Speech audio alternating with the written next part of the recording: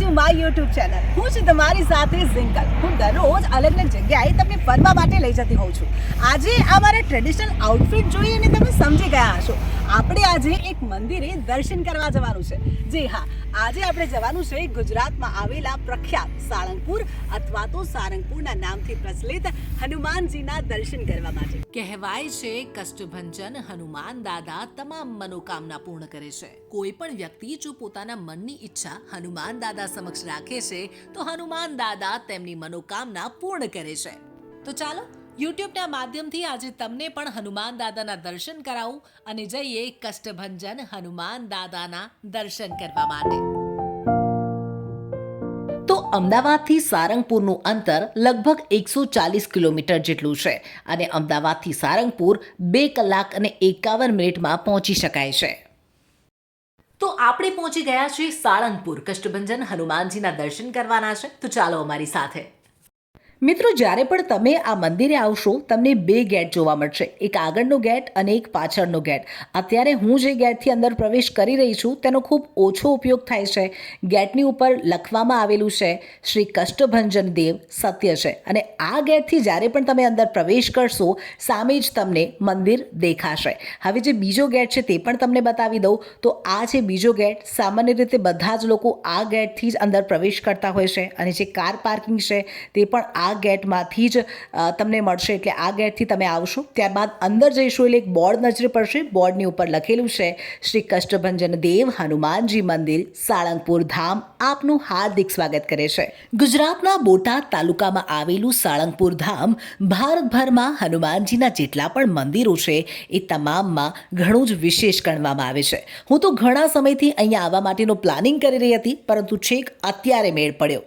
તો king of સાળંગપુરની આ પ્રતિમા ઘણી જ પ્રખ્યાત છે. તમે રીલ્સમાં, ફોટોઝમાં કે પછી વિડીયોઝમાં ક્યાંક ને ક્યાંક તો આ પ્રતિમા જોઈ જશે, સાચું ને?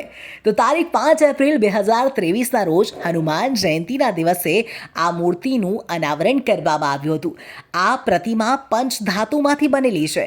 સાથે આ પંચધાતુની જાડાઈ 7 mm જેટલી રાખવામાં આવી છે, જે લગભગ 5000 વર્ષ સુધી અડીખમ રહે તેટલી મજબૂત અને ભૂકંપ પ્રતિરોધક ક્ષમતા પણ ધરાવે છે. 54 ફૂટ ઊંચી આ પ્રતિમા હરિયાણાના માનેસરમાં તૈયાર કરવામાં આવી છે અને તેનું વજન 30,000 કિલો છે. તો આ પ્રતિમાની નીચે તમને સ્વામિનારાયણ સંપ્રદાયને લગતી કેટલીક કોતરણી પણ જોવા મળશે. કિંગ ઓફ સાળંગપુર એ દિવ્યતા અને ભવ્યતાના સંગમ સમાન છે. એટલું જ નહીં, તે ગુજરાત અને સનાતન ધર્મના ગૌરવ સમાન છે. તો હવે મંદિર તરફ પ્રયાણ કરીએ. આ રહ્યું શ્રી કષ્ટભંજન હનુમાનજીનું મંદિર. 12 થી 4 મંદિર બંધ રહે છે, એટલે દર્શનનો સમય તમે જાણી લો, મેં સ્ક્રીન પર લગાડી દીધો છે.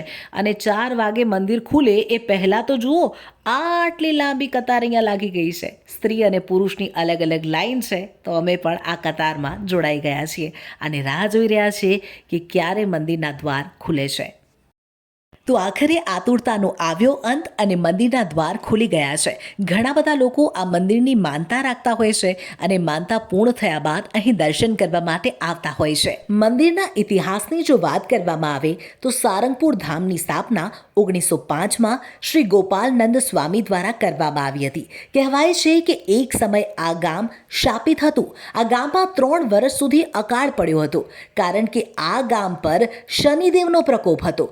ગામના તમામ લોકો બોટાદમાં ગોપાલનંદ સ્વામીના પાસે ગયા અને ત્યારબાદ તેમણે અહીંયા આ મંદિરની સ્થાપના કરી.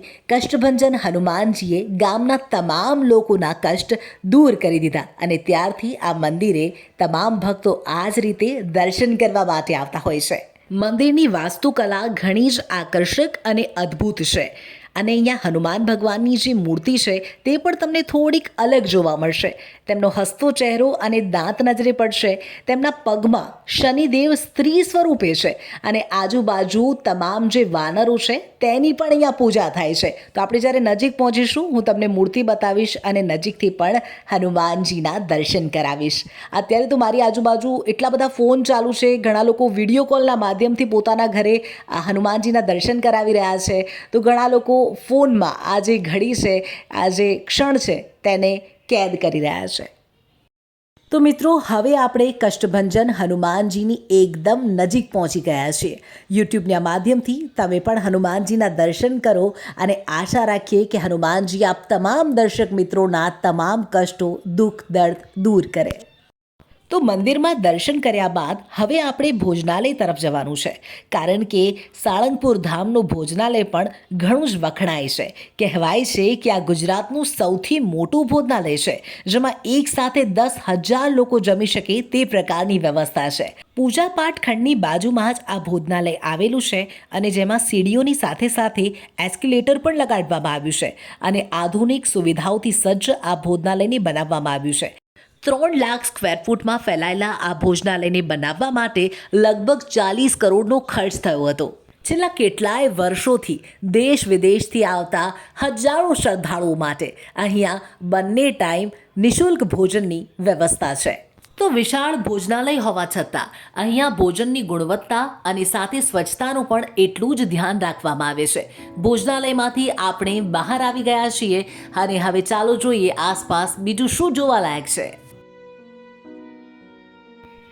અહીંયા એક સ્વામિનારાયણનું મંદિર પણ આવેલું છે. સાથે પૂજાપાઠ માટે એક ખંડ બનાવવામાં આવ્યો છે. કોઈ પ્રસાદી પૂજાની સામગ્રીની ખરીદી તમારે કરવી છે તો તે પણ તમે અહીંયાથી ખરીદી શકો છો. આ વ્હાઇટ હાઉસ છે. આ સિવાય બહારગામથી જે વ્યક્તિઓ અહીંયા આવી રહ્યા છે તેમને રહેવા માટેની પણ અહીંયા વ્યવસ્થા છે.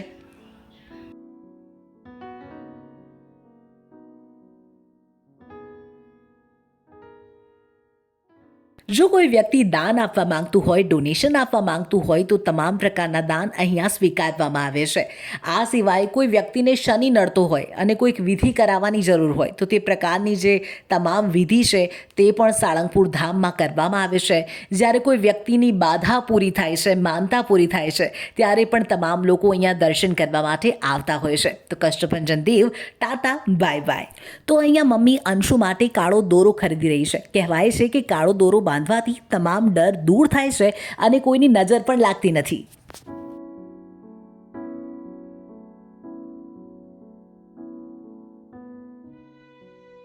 તો બાળકો માટે મળતા રમકડામાં અહીંયા મને પ્લાસ્ટિકની ગદા કંઈક અલગ લાગી, તો તેની ખરીદી તમે અહીંયાથી કરી શકો છો.